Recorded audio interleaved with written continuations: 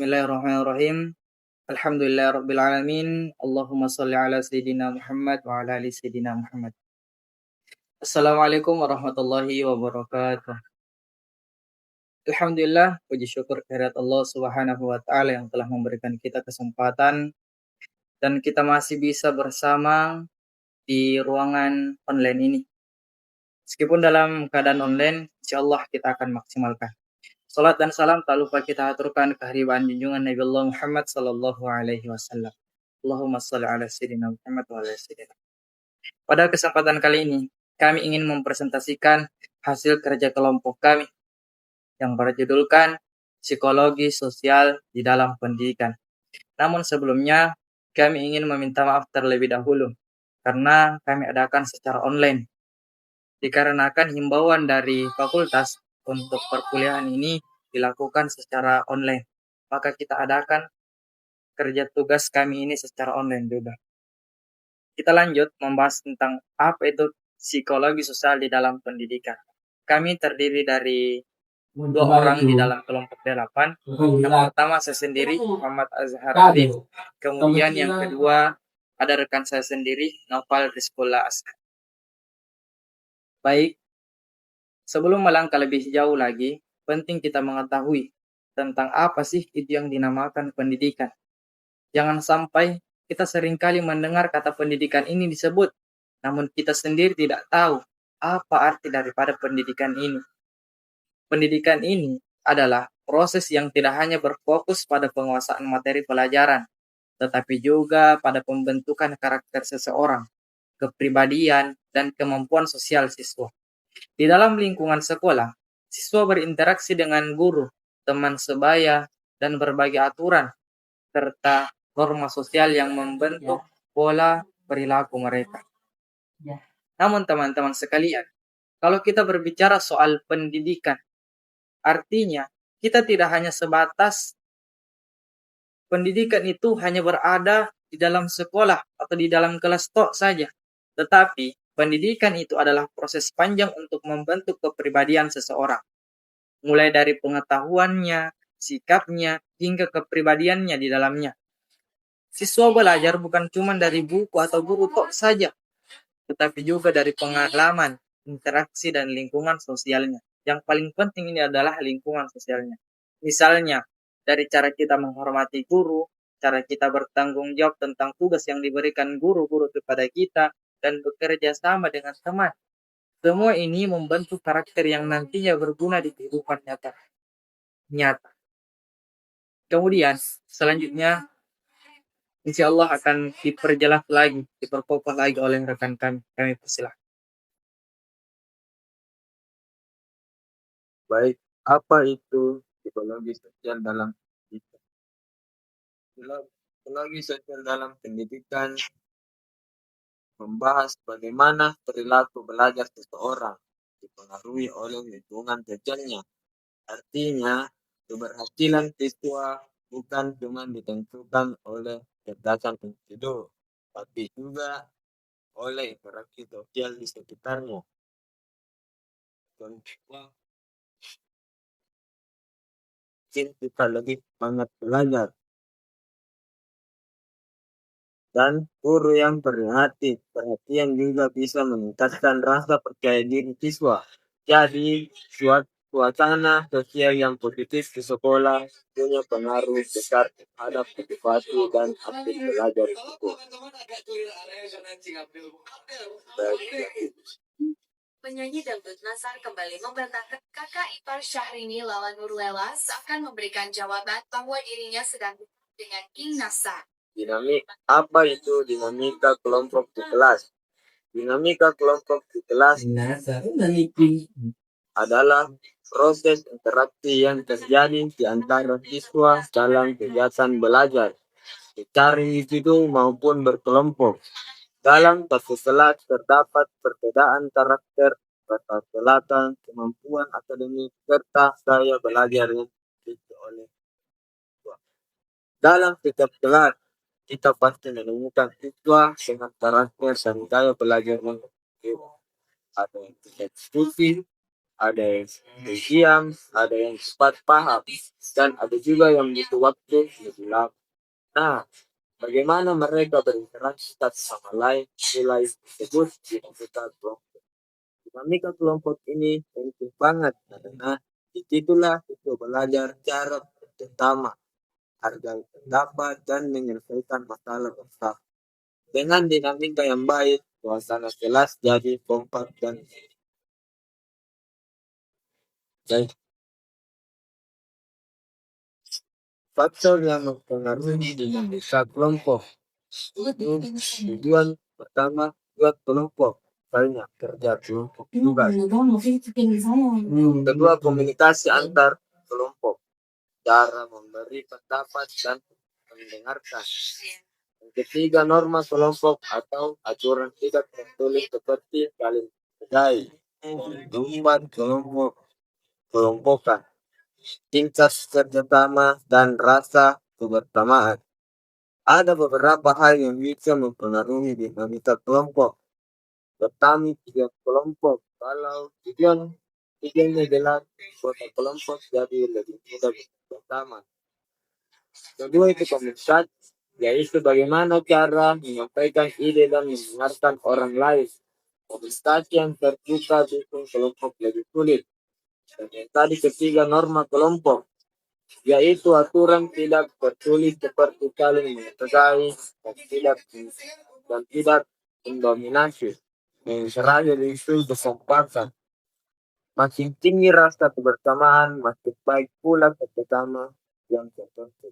Kalau semua faktor ini dijaga, kelompok belajar akan berjalan dengan efektif dan menyenangkan. Baik,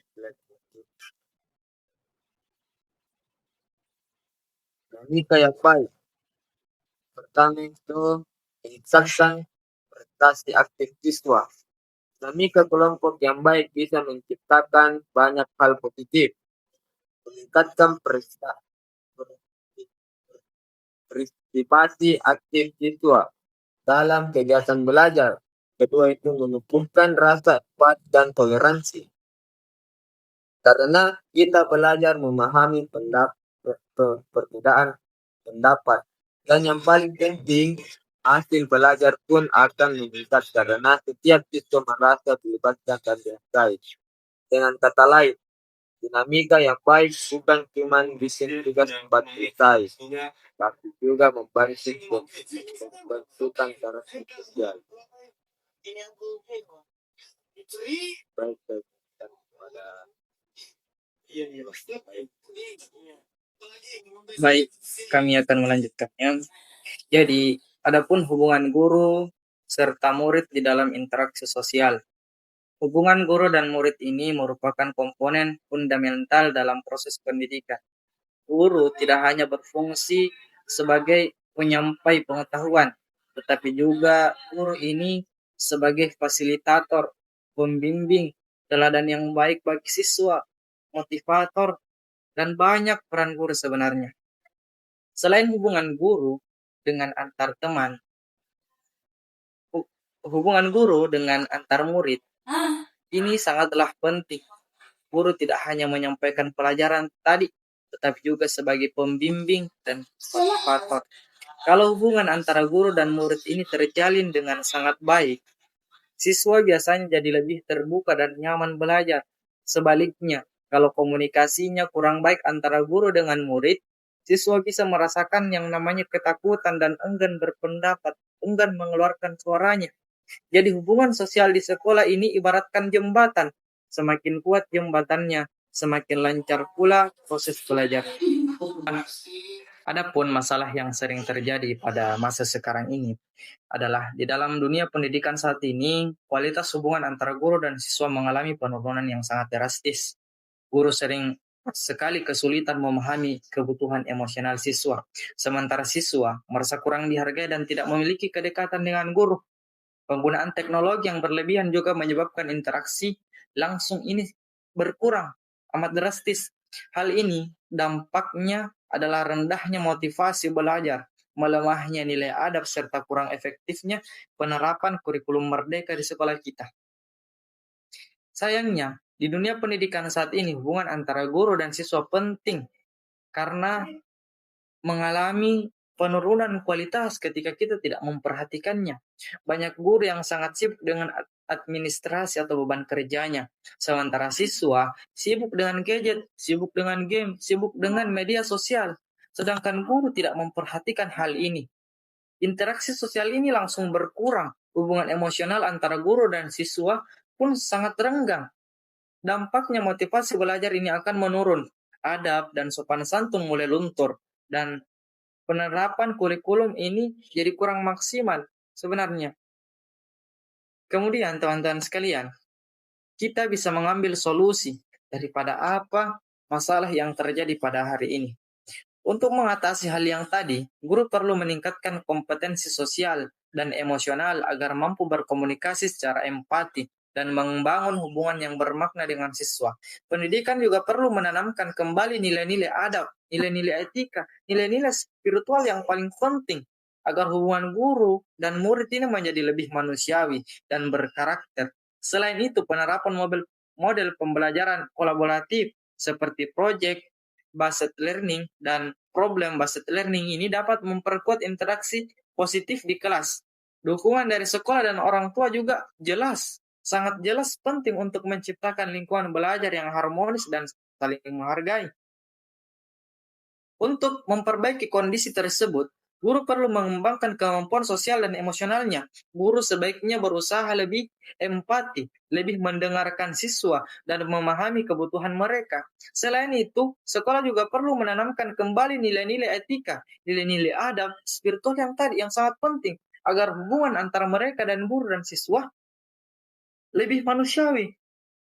Model pembelajaran seperti project based learning dan problem based learning juga sangat membantu karena melibatkan kerjasama, melibatkan diskusi di dalamnya, melibatkan kreativitas di dalamnya, dukungan dari orang tua. Inilah yang paling penting sebenarnya. Dan kepada pihak sekolah, amat paling penting agar terciptanya lingkungan belajar yang saling menghargai. Kemudian, selanjutnya, adapun kesimpulan yang akan dibacakan oleh rekan kami persilahkan.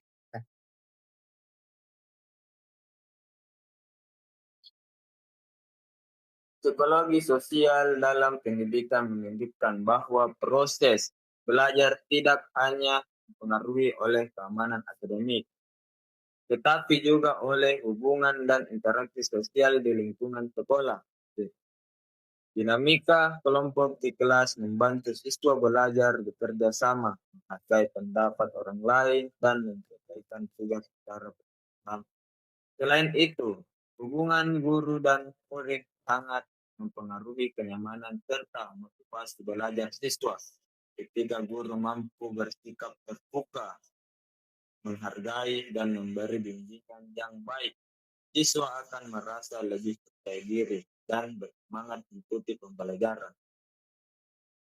Belajar bukan hanya soal kemampuan akademik, tetapi juga tentang bagaimana kita berinteraksi, menghargai, dan bekerja sama dengan orang lain.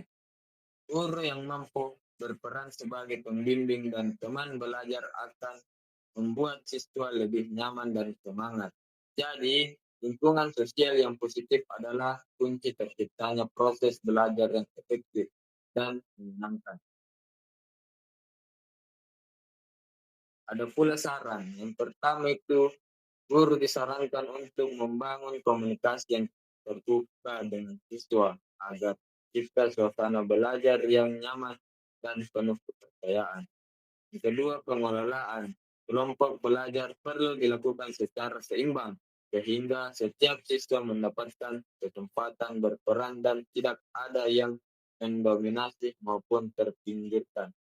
Yang ketiga itu, guru hendaknya berperan sebagai fasilitator, bukan hanya sebagai penyampaian materi dengan cara membimbing siswa menemukan pemahaman mereka sendiri. Kami hanya menyarankan agar guru terus membangun komunikasi terbuka dengan siswa, supaya tercipta suasana belajar yang nyaman dan saling percaya. Selain itu, dalam kelompok belajar, sebaiknya setiap siswa diberi kesempatan yang sama untuk berpendapat dan berkontribusi. Guru juga perlu menjadi fasilitator yang membantu siswa berpikir kritis dan tidak dan menemukan pemahaman sendiri, bukan sekedar menghafal materi. Dengan begitu, pendidikan bisa membentuk siswa yang cerdas, berkarakter, dan punya empati sosial yang tinggi. Saya kembalikan pada contoh saya. Kami sangat berterima kasih kepada semua pihak yang telah membantu kami untuk menyelesaikan presentasi dan tugas kelompok kami. Jadi yang berpartisipasi banyak pada kelompok kami ini, kami semua terdiri dari 2 orang dari kelompok 8. Kami yang mencari, saya yang mencari materinya, kemudian rekan kami memasukkan materi ini ke dalam presentasi, dan kami bersamaan mengedit PPT ini. Mungkin sampai sinilah yang dapat kami sampaikan, kurang dan lebihnya mohon dimaafkan. Ma asabaka min hasanatin faminallah, wa asabaka min sayyi'atin famin nafsih. Semua kebaikan itu datangnya dari Dia, dari Allah, dan keburukan datangnya pada diri kita semuanya yang dinamakan makhluk yang tidak luput daripada yang namanya kesalahan. Terima kasih kami ucapkan fattaqullaha mastata'tum billahi fi sabilil haq. Assalamualaikum warahmatullahi wabarakatuh.